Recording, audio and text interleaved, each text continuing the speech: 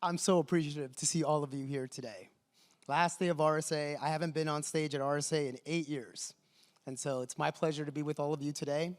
The subject matter to me is so important in today's times as we start growing out our careers, who we hire, who we work with, but more importantly, growing people. So it's my pleasure to be here. I want to give a big shout out to Sean, who put up with me this morning when I came in. Thanks a lot, Sean. Really good guy. So let's get started. So disclaimer, I'm going to go right through that because you've probably already seen that a few times. So I'm going to talk a little bit about IANS Research, who we are, and then we're going to talk about leadership. And what kind of leadership are you, and what kind of leadership do you want to work for? Because this is where it all starts when it comes to hiring people and then retaining talent. And then we're going to talk about the R&R for sure, and some different tips and tricks to do that. Call to action and Q&A.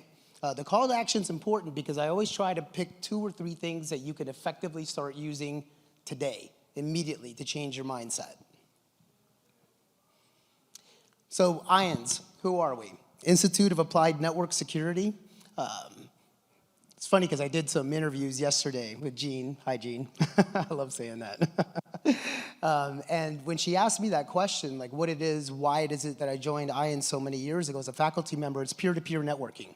So you get to meet with people who are doing the job just like you. So my daytime job is CSO and SVP of IT for Sumo Logic. It's a big responsibility. So I take all of that practitioner knowledge and I bring it back into my peer community at IANS, along with many of the other faculty members, which I'm sure you've seen throughout the RSA event.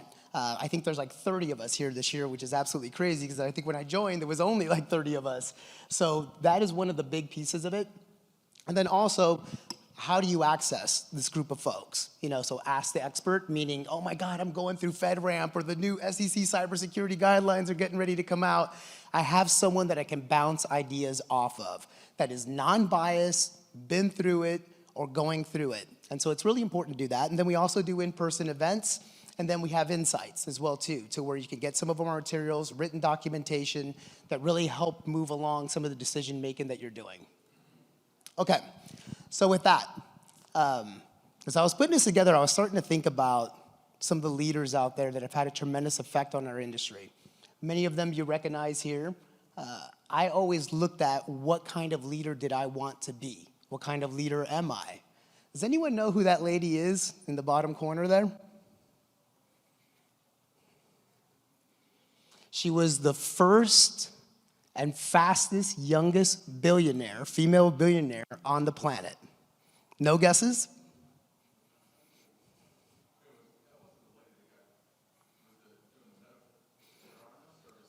Close. She was a creator of dating apps. But the reason why I put her up there is because she did it in a very ethical manner. You know, the way that she created the dating apps when she originally started like Bumble and all these other ones was to protect the identity of women and protect the identity of people and make them safe. So at one point, she was worth $1.5 billion. What kind of leader is she? What kind of leader are some of these other folks that you see here? In your mind, Steve Jobs, what kind of leader according to this list you see here? Say it again. Visionary. No doubt about it. And that's a very different kind of leader. I personally like working with visionaries because they're super smart, and then they end up tapping into some of these others. Bill Gates, where does he fit? Inspirational. No doubt about it. Look at a lot of the work that he's done out there. What about Bezos? Executioner. You're just running right through the list. Execution. There's no one better on the planet, right? He sees it, goes for it, and gets it done. So going from a high level like this, I started thinking more and more about myself and, you know, the long career that I've had, and this is where I've always tried to end up, a guiding light to being a servant leader. What does that really mean, being a servant leader? It's serving and supporting those around you as much as you possibly can. Originally, servant leaders were mainly in education space, nonprofits, but I'm starting to see a trend more in technology, healthcare, fintech when it comes to being a servant leader. And a big reason why is Mental health. You know, a lot of our folks are pretty burned out these days, right? In security, we've been working 24/7 forever, but we went through the pandemic and all those types of things. And so, like, I think now, more importantly than ever, it's time to start serving those that we support. And so this is where I started trying to classify myself and my guiding light to where I want to be in my career. But when I start thinking about this, it all really begins with your direct reports. So I think it's easier when have a small team. You know, you're managing 3, 4, 5 people. So back when I was a IT architect, because by the way, I'm old, and this was way before cybersecurity existed. So the way that things looked back then was you had IT, and then security sat in a risk management group, usually with legal, and they weren't really hands-on security people. And I started thinking about back then how easy it was for me to manage some of the nerds I worked with. Most of them were Unix people that just wanted the lights off, leave me alone, I'm gonna get some things done. And I did pretty good at that job. And then once I got smart one day and went to work in the software world, because I'll never regret that decision, I got my first manager's job. So I joined this company called ConfigureSoft. I was a federal sales engineer. Within 6 months, I ended up running all of the sales engineers worldwide because I was a user of the product. I knew it inside and out. I could get up in front of customers. I could solve their problems. And all of a sudden, I had 55 people working for me overnight. The most I had ever managed before was 4. And I'm going to tell you right now, I sucked as a manager for that large group of people. I was terrible.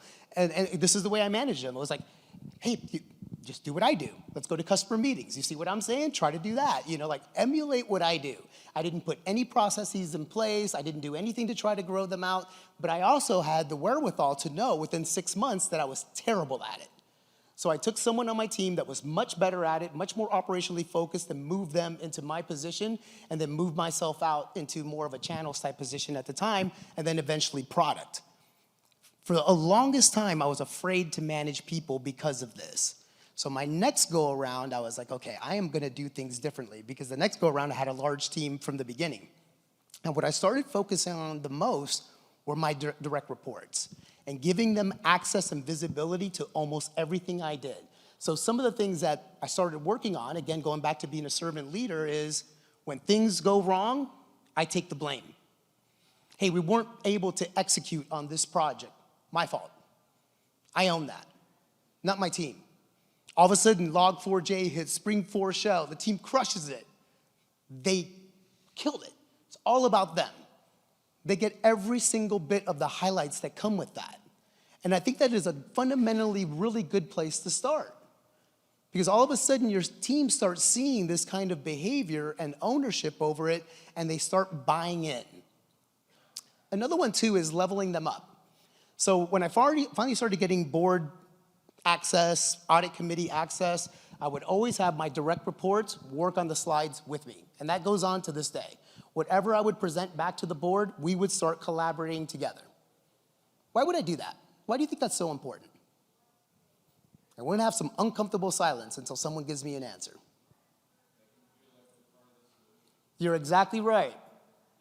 All of a sudden, they feel like they're part of the solution. They're collaborating, they're getting involved. And then I always have them sit in silently while I do these presentations. And if any color needs to be added, they step in. Then they also present it back to their teams and back to the overall team. So they know it inside out, up, down. And that empowers them because now they have that kind of visibility, which leads to the last bullet point. Work yourself out of a job. Sounds scary to some people, right? Not me. What do you think this does for me? If I have 2, 3 people that I think can do my job, what does it do for me? Say it again. One more time. I'm sorry, I can't hear you. That's right. I can move on and do something else, right? And then now the company isn't devastated if I move on and do something else, right? And it can even be within that same organization. I can take on new things. You know, so when I got to Sumo Logic 8 years ago, I was a PM for security, and I knew that I was gonna get the CISO job as my wonderful predecessor was moving out. As she moved out, I took on that responsibility, we went public, ended up getting 2 really good people, really good, that could step into that CISO role. So what ended up happening? I got IT. Then I got real estate, then compliance. And so I kept on growing my organization, and their leadership kept on coming up. So I believe in this work yourself out of a job. When I'm going through the interview process and I'm talking to people, I need people that can fundamentally do that too, with their next layer, and not be threatened by the fact that you have really good people that are pushing you all the time to get better. Does anyone know where this pyramid came from? I know it's probably hard to see back there. Level 5 leadership. It's a book called Good to Great. And I'm gonna talk about 2 different books throughout this presentation, but this one is amazing because it talks about the power of being a level 5 leader, which there's not many. And these are the people who do these things, these extreme habits, over and over again to cross that chasm and try to get into great leadership. And the 2 biggest skill sets they have, humility and will. Will and determination to get that job done. So this was interesting when I started doing the research here. I started thinking again about what is it that people are constantly looking for? Because since I started my career, it's always been, oh, there's 500,000 cybersecurity jobs out there that are open. We can't find enough help. There's not enough skills out there within the industry to go out there and pick from. I think the model has to change for what we're looking for. I'm not necessarily going out and looking for CISSPs. Is it nice? Sure. But I like looking in the strangest places for talent. Most of the team that I have today came from 2 different places. The first one is engineering. I love developers. Any developers in the audience? Yes. It is so funny because there's always this friction between security and development, right? But the best way to win them over is to bring developers onto your team and then start having developers deal with developers. Plus, they pick up on things so quickly. And if you can cross-pollinate them with people who really know security, it's a powerful weapon. The other one, and you guys are gonna be like, what in the hell is he talking about, is finance. I love hiring people who've been in finance, especially for compliance and audit roles. They know how to dot the I's, cross the T's. They're extremely powerful in those roles. And so one of the things that I've really always liked doing too is opening it up to the company. One of the best hires I ever had, I sent out a company-wide email and said, I am gonna be at our headquarters in Redwood City for 2 weeks. If you're interested in a job in cyber, please fire me off an email. Let's go for coffee. Let's set up lunch. And out of nowhere, one day I get a note from a guy who approved my expense reports. And he's like, his name is Mike Halabi. He talks like this. He talks a little bit like Mike Tyson. Not making fun of Mike Tyson because he beat me up, but he talks like this. And Halabi says, let's go out and get some coffee. So we're walking, and he's like, Mr. Gerchow, I've always hacked at night. And I'm pretty good at what I do. I'd love an opportunity to work with you. So he goes, what's the hardest thing you got going on? And I go, well, I need a self-service portal or some kind of way to automate the answers to those stupid CSA, NIST, SANS questionnaires that we all hate. I mean, come on, right? Those things are so tedious and they do nothing but a CYA, but it's all we got. So I was like, you got 3 months, come back, show me a prototype or whatever. That Monday morning, the guy had built, using a Slack bot, Jira on the back end, on our service, a full-blown automated way to response for customers' questionnaires. NDA wrapped. It lives in our product today. 2 weeks later, he won the Sumo Logic hackathon. And this is the guy that was approving finance reports. And now he's a critical part of my team. I spun him out into engineering for a couple years, rolled him back in, but without opening up the door like that and without him having the confidence to approach someone like me and step in and say, I want this gig, it would have never happened. And I'm so thankful that this guy is on my team. And there's many examples like that where I think if we open up the door for someone and they come running through in that way, we can provide a really good working relationship for each other and hopefully a lifelong friendship.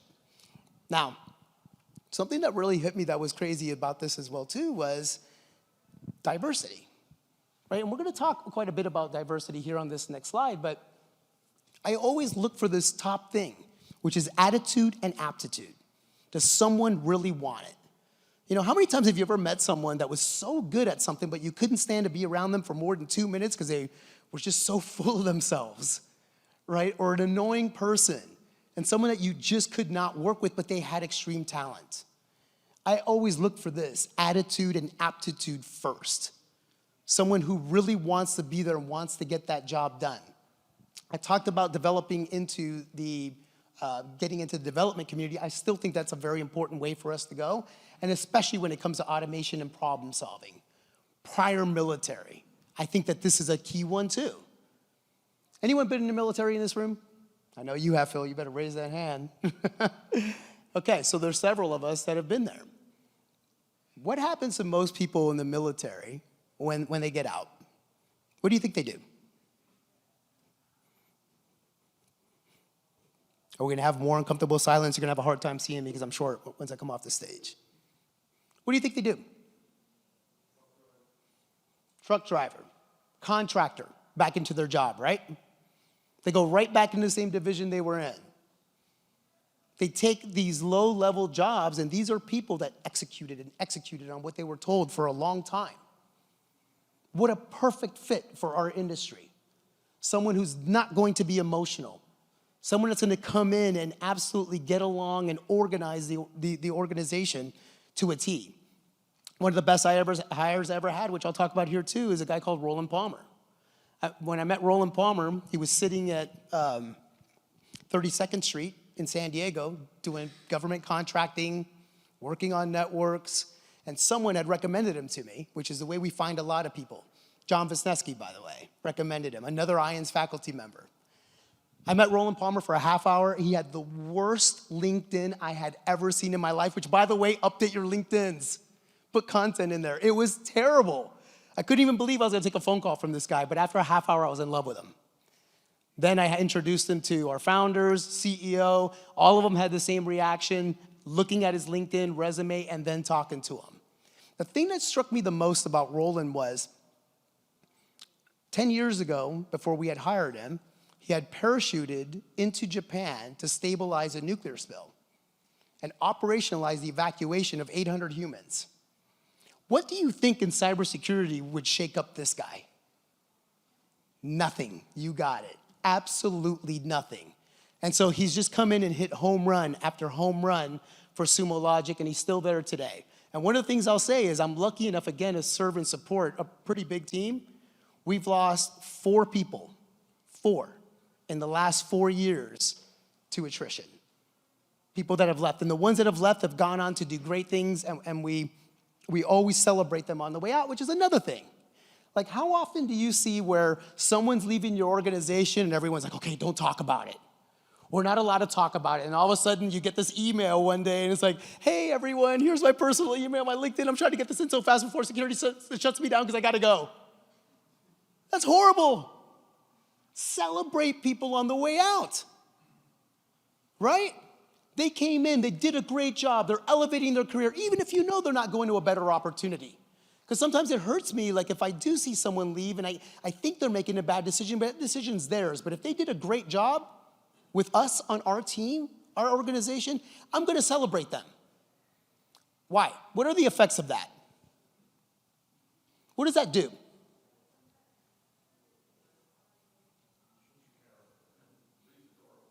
It leaves the door open, that's a good one. What else? Shows I care about them, which means I care about what? Everybody else.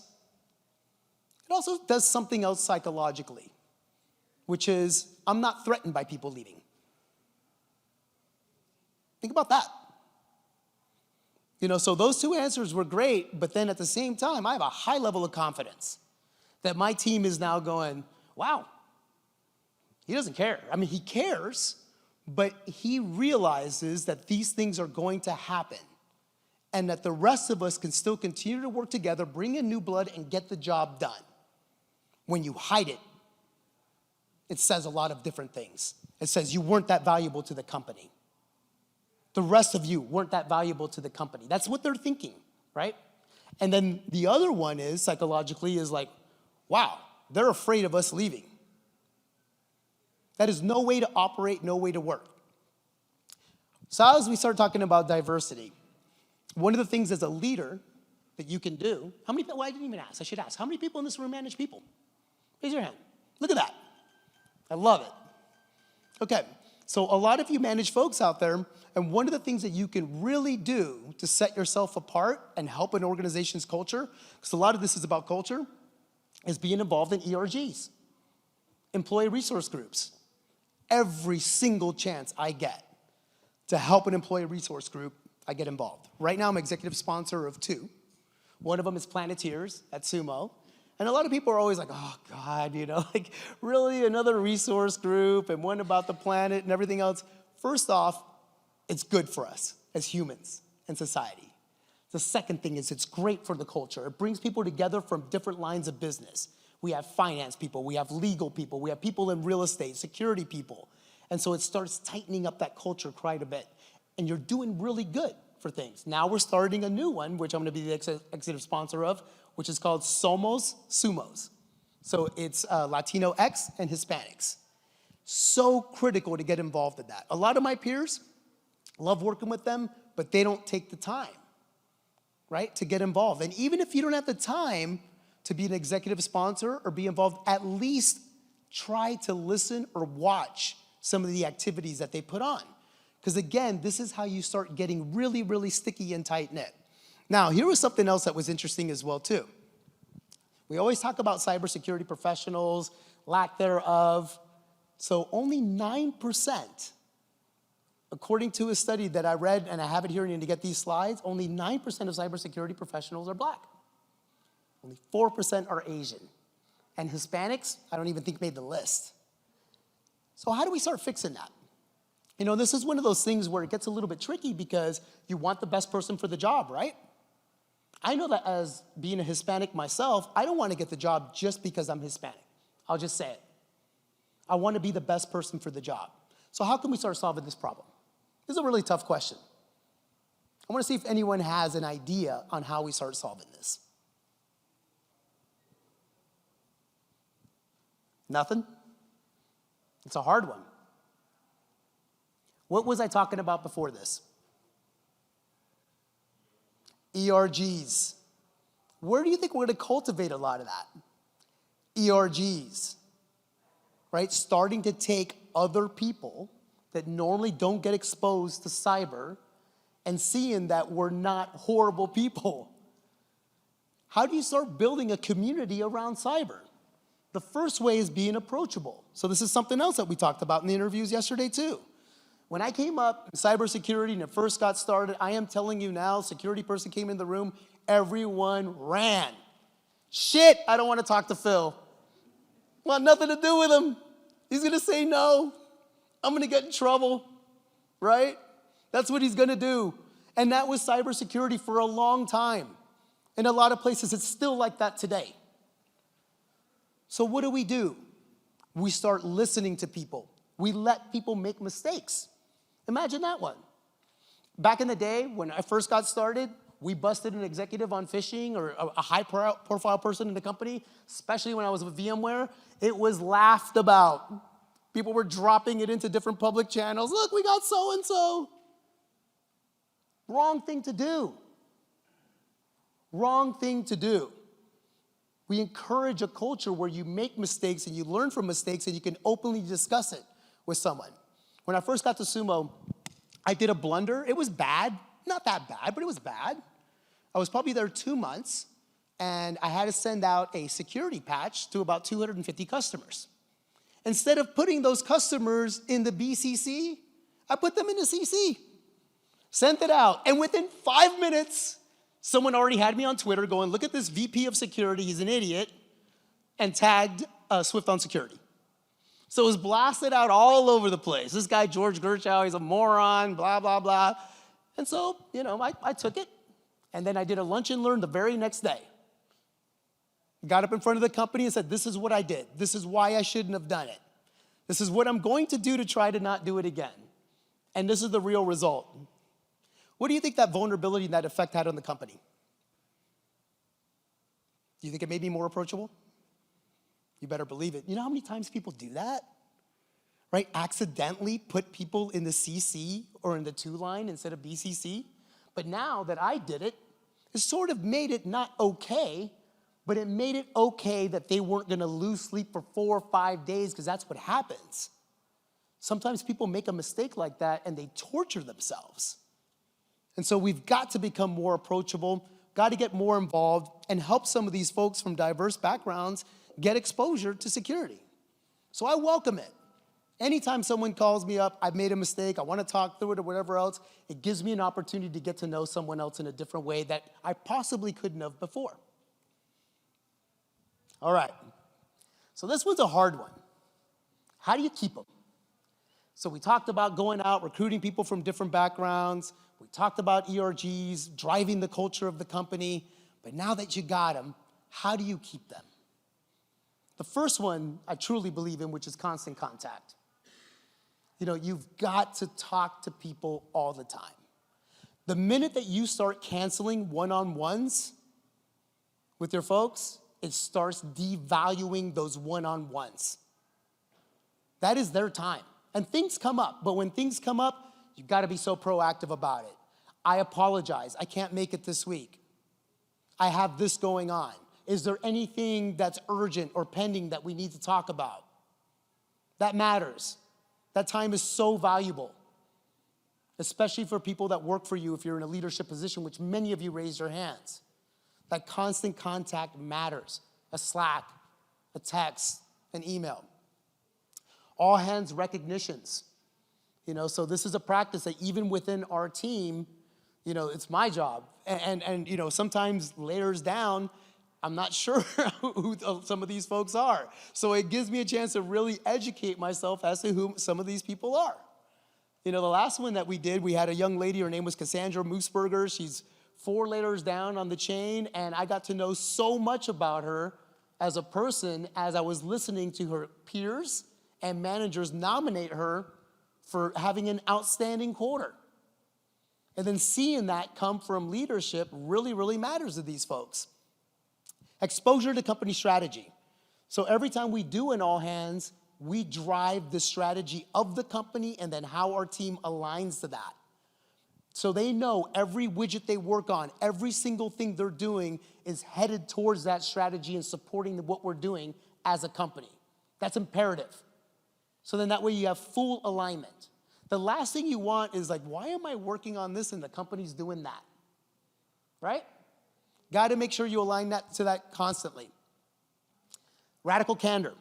So this is the other book. Anyone ever read that book? It was written by a wonderful leader called Kim Scott. And as I was reading the book, I was thinking, oh my goodness, like we lost the art to tell the people the truth sometimes because we're afraid of hurting them. And sometimes we're afraid of getting in trouble, right? Of saying the wrong thing. One of the examples that she put in this book that had me just cracking up was she said so her career was all over the place. She worked with Apple, was a PM there. She moved over to Google. She was running like 900 people at Google as a PM there.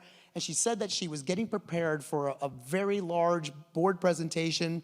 And after she got done with her slides, a lady came up to her and said, hey, Kim, you say a lot of D-dums when you present.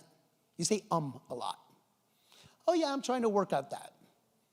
And then she started walking away, and the lady was like, excuse me, with all due respect, your content's fabulous, but you sound dumb because of the D-dums. And she was like, oh shit, that's a wake-up moment. So instead of internalizing it, getting upset about it, she went out, worked with a lady, got a speech coach, and started getting rid of her D-dums. But think about the power of that small conversation, because if any of you have seen Kim Scott speak, she's incredible. So it gave her the opportunity to work on it. So that radical candor, I think, is so important for us to be able to have those moments with our teams where we tell them the truth, but then also listen to the truth. You gotta be able to take it back in a very constructive fashion going both ways. But we've lost this, I believe. A lot of times we skim right over it. We know the person has a problem. And guess what? Eventually they're either gonna burn out, they're gonna quit, or they're not gonna be effective because we're not being honest with them. and especially with people that are not performing. The longer you let that go on, the bigger of a problem you're gonna have. I'm always transparent, so I'll give you one that blew my mind. I swear to you, I almost fired 3 people that day. We had one of the regretful exits that we had. We had a young lady, her name was Jane Wu, she left her team. She was getting ready to get a pretty decent bonus. Her peer, she was a security and compliance analyst on the audit side, her peer was not performing. And so he was on a PIP. When she left, the manager panicked and he was like, I want to give Jane's bonus to the guy on the PIP because I'm afraid he's going to quit and then we're going to have extra work. I sat there and looked into that Zoom for 3 minutes and didn't say a word because I'm sitting here thinking, I cannot believe I'm hearing this. And the guy was like, are you mad? And I was like, I want you to take 5 days. We're going to talk Friday and think about what you just said. I didn't say anything else. That Friday, he gets on the Zoom and he goes, I cannot believe I said that. He's like, why would I ever reward mediocrity? I have got to figure out a way to get this done. And I am telling you, this is a lesson too. I don't care what the job is. If someone's being mediocre on the team and we're managing them out, I will roll up my sleeves and do whatever job that is to not let a low performer hang out that doesn't have the attitude and aptitude to get the job done. Why? Why is that so important? Because this is a very critical thing when it comes to retaining talent. It's not even just about the company at this point. What does this affect? Other people. You're picking up the weight. You're picking up the weight. Sarah's picking up the weight. It's not fair. So we got to manage them in or manage them out. And I think this is another place where we've sort of lost our way. You know, like right now, hey, there is an economic downturn. We all know it. We've seen it. And I get it. Budgets are being cut back, headcount freezes and all that. But you cannot reward or keep mediocrity. Manage them in or out. And it goes back to that radical candor. It's a very powerful thing to do. And sometimes, guess what? That person gets managed in. You light a fire. No one had really been honest with them and told them what they needed to do to be successful again or in a different way. And they get extremely motivated and sometimes really hit it out of the park. So this radical candor piece is big. Now, selfishly, this is one of my favorite slides ever. This is my team, right here. All of us gathered last year, South Beach. It was awesome. By the way, South Beach sounds great. It was August. We were dying, we were sweating, but it was amazing. And so one of the things I started doing several years ago is carving out part of my budget for this, offsites, in an inexpensive way, but a way that we could bring people together. I miss being together. Right, Phil? It feels so good to see all of you, to network again, but this was phenomenal. And the funny thing that I found out about this, and I had told my daughter this earlier this week, was when we were all sitting here, I had people come up to me and going, I needed this so bad, I needed a break. I'm like, oh my gosh, like what's going on with the job? Like, how can I help? And they're like, no, from home. I needed to get away from home too. I'm like working all day, all night on Slacks, all day, all night on Teams, all day, all night. And these kids are yelling and the wife is screaming at me. My husband's yelling at me. We're all stressed out. I needed this break from home. It was awesome. And now, here's a little bit of self-promotion. It's kind of funny. Over there, what you're seeing on the bottom, your right-hand side, we went to an escape room. So we got all these nerds together, went to an escape room and formed team competitions. And yes, that's my team that won right there. And I didn't do anything. I sat there and just whiteboarded out what they were doing. But it was so much fun. Now, a couple things about this picture that I love. The interesting thing that we decided to do this year, chief architect, developer, invited him. Finance partner, invited them. HR partner, all in that slide. All bring them together. The relationships that we built and forged there have lasted throughout this year. So there's little things that you can do to start keeping these folks involved. And by the way, another thing that's really funny about this, cybersecurity, one of our best ones, Russian. American citizen, but she's Russian. She said she couldn't get a break in cybersecurity because she was Russian with any US company. She's been a blessing to our team. Absolutely incredible. Okay, so what is it that we can do today? I think it all starts with you.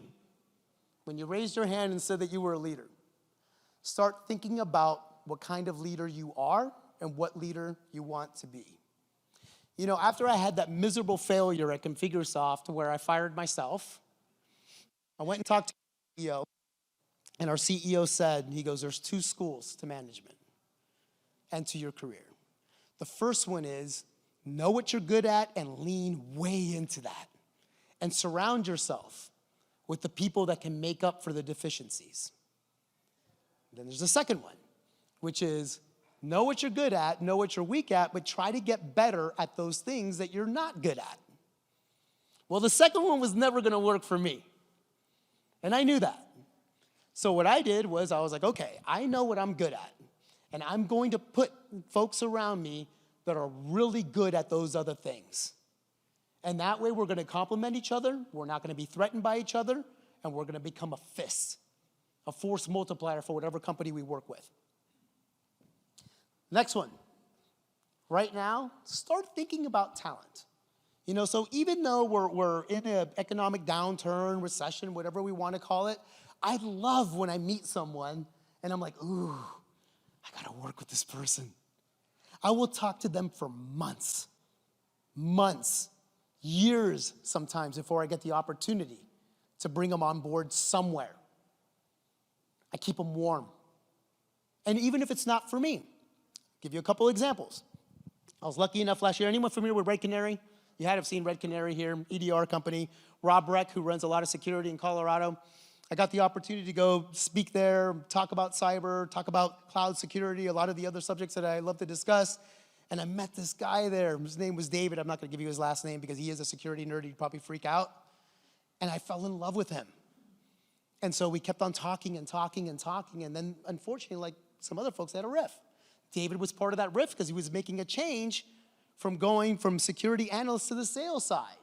Within 3 weeks, we were lucky enough to get him at Sumo on the sales engineering side. A few years ago, I'm a poacher, by the way. So for any of you that invite me to go speak at your company or anything else, I'm gonna try to take your good people. It's the way it is. I was lucky enough to go to Code 42's kickoff 2 years ago, met this guy, Chris Ulrich, on a walk, loved him, took me a year, got him in, and then got in another one of his people. So if you ever meet JD Hansen, who's one of the best security leaders on the planet, she always brings it up. Don't invite George, or at least set the premise that don't have your people talk to George because he's gonna try to take you. But think about that when you meet people at events like this. Who do you want to work with? Continue to talk to them, keep them warm as you're moving forward. This is a big one too. 6 to 12 month focus. Like I like doing a year, 3-year, 5-year plan. It's a little bit rough to do, right? Because so many things change within that time. But I think if you can have your team have extreme focus for what's coming in the next 6 to 12 months, it's really big, right? And the first one is gonna be starting off, and I should have had this as a bullet, starting off with letting them know who the first team is. Who's your first team? Many of you raise your hands as leaders. Who's your first team? Anyone know the first team principle? Your first team's your peers, right? I've been on some broken e-staffs before. Why? Because everyone came in with a self-serving agenda. Their team was the first team. I'm here to represent my team, not the company first. Wrong. It's your peers. And that goes through every layer of the organization. That's how you build an ELT. That's how you build an SLT. Understanding what the first team is and where the priority is. Like I mentioned before, having your directs get that feel, that touch of what it's like to be ELT is so important as they remain with those first team principles. I think trying to plan for an offsite is critical as well too. Doesn't have to be South Beach in August. It can be just meeting up for coffee, happy hour, sitting at the park having a conversation. Whatever it may be, let people get in a different atmosphere and get to know each other better. that is really going to make them tighter and help you retain that talent. All hands are critical. If your all hands meetings are garbage, it's gonna be garbage in, garbage out like everything else. You've got to tell them what's pertinent with what's going on with the company and how what they're working on aligns to that. So important. I'll give you a great example around that. When I first got started, I mentioned I was a sales engineer. So I was a technical sales engineer, and I realized that as I was doing demos for customers and working on product, and this was a long time ago, 20 years ago, developers would build widgets within the product, whether it was a collector agent, whatever it would be, but never really got to see the end result. So I started doing monthly demos for developers. First time I did it, small crowd, 5, 6 developers, then all of a sudden it became 12, then it became 20. And they started realizing the little things that they were working on, how that impacted our product and the value that it came to customers. So it's really important to tighten up anything that you do with your organization to align to the company strategy. And then as I mentioned before, constant contact. This really became apparent during the pandemic, didn't it? People needed it. I needed it. Desperately. Those happy hours, we all got tired of those virtual happy hours. I needed those. And so carrying that out as we move beyond the pandemic is still going to be important. To do things in person, to make sure we take the time to talk to our folks. Think about those one-on-ones and what I said. I guarantee you there's probably a couple of you in here that cancel a lot of them. Think twice, reschedule. Make sure you communicate that up front. All right, so I talked about research we did before. This doesn't just come from me, it comes from some other amazing faculty members at IANS as well too. Please feel free to scan the barcode. You get these slides at the end. Check out some of the research that we've done. And let's open it up.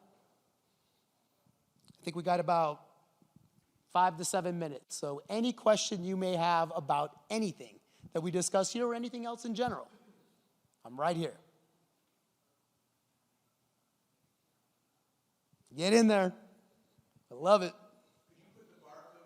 You got it, my friend. Does this work? On the notion of taking a chance on folks and grabbing someone, for example, at a finance or something like that, have you had examples where it just didn't work? And if so, what did you do to try to help them along while helping yourself? I have examples of that where it took a while to figure that out. So I'm so glad, thank you for asking that question, because sometimes it's not an immediate thing. When you're building a team and you've had a team be together for a long time, one of the terrible realities of it is that sometimes a team outgrows a person. And that person cannot come along. So that's where I've seen it. And I try to do 2 things. The first one is, does that person fit somewhere else? Because they're really good at what they do, and more importantly, they're a good human, and they're still in it. So I'll try to place them somewhere else within the organization. But where do you think I start off? What do you think the first thing is I do? Radical candor. Radical candor.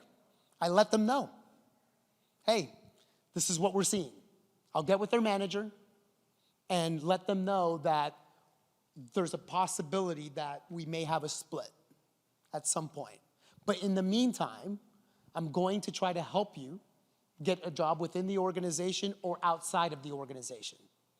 Because if someone has produced and been a good member of the team, why not do that and help them along? But it all starts off, thank you, with that radical candor for sure.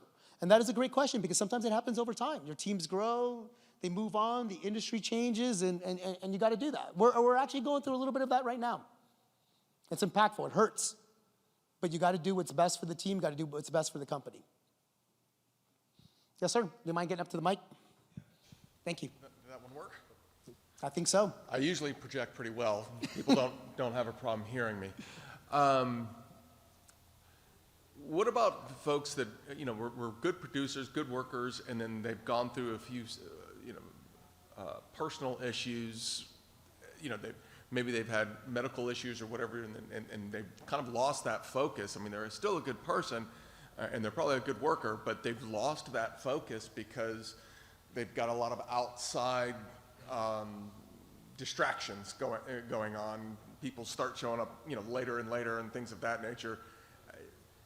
It's a good, like I said, good worker in the past, did really good work, just things have turned back. It's a tough one, and that happens, right? Yeah, because, I mean at this point, you want to be empathetic, but again, to your point, you have mediocrity bleeds over and people get tired of not, I think there's two things around that. And again, it always depends on the severity, what's going on, the length of time. But, I mean, some of us have suffered the worst of tragedies, right? Terrible things that we go through personally that do affect us professionally. And I think what we have to do is for sure rally around those people. Make sure, though, that the whole time we're in contact with our HR people departments to know that there's a problem. Why that problem is so difficult and what you just described too is because of the privacy nature of it too. So you can't expose necessarily to the team, to the company, or anything else what that person may be going through. But you got to start also understanding what do these timelines look like. And it's hard to put timelines on certain things, right? Like grief, for example. Does grief ever really go away? No. But at some point, you've got to, I think, sit down and have a very hard conversation with someone as to, I don't know if this is right for you anymore. I don't see you being happy here anymore. And then see what comes back at you. And I think by asking the individual those questions, sometimes one of two things can happen. Either they're going to realize and say, you know what, I need a bigger break. And I need to take care of myself personally first. Or they're going to start trying to balance it out and lean in a bit more. And that is like such a tough thing to do because everyone's on a different timeline. Everyone feels different things. There's some people who can take those tragedies and turn it into a ball of energy when they need to, but a lot of other people are not capable of that. But I think the most important thing out of all that is working with the individual, having honest conversations, and bringing in HR as soon as you can. And HR not in a threatening way, but more of a supportive way so you can rally around the person. We got time maybe for one more, or are we done? Like I am the one managing time, but I had a question, so I can be biased. So I had a small question, like there's a hesitation among certain people like me, like I have a background in neuroscience, specifically like neurobiology. I was a product manager, then a senior product manager, but I want to break into cybersecurity. Every time I look up anything on LinkedIn, it's like, hey, you need to have like these certifications, you need like 5 years or 10 years of work experience, and that makes people like me hesitant. I feel like my background could be used like in sentiment analysis, machine learning and all, but I want to learn, but there is a hesitation that would I be able to break in, would I be accepted? Absolutely. George at sumologic.com. Send me an email, man. I'm not even kidding. Your background is incredible. And then when I walked in, I'll tell you a couple things about yourself that caught my attention. The first thing was you haven't been in this country very long, and look at the way you speak English. Second thing, you learned Spanish off of Duolingo. That's amazing, and your Spanish is really, really good. Thank you. So your attitude, your aptitude, the way that you're getting after it, the way you approach me, you'd be a great hire in cybersecurity. George at sumologic.com, hit me up. Thank you so much. Okay, so with that, thank you all so much for a couple things. The first one is a wonderful week at RSA. The second one is for coming, listening to us today with IONS. Really appreciate it. Thank you very much. Safe travels. Have a great time.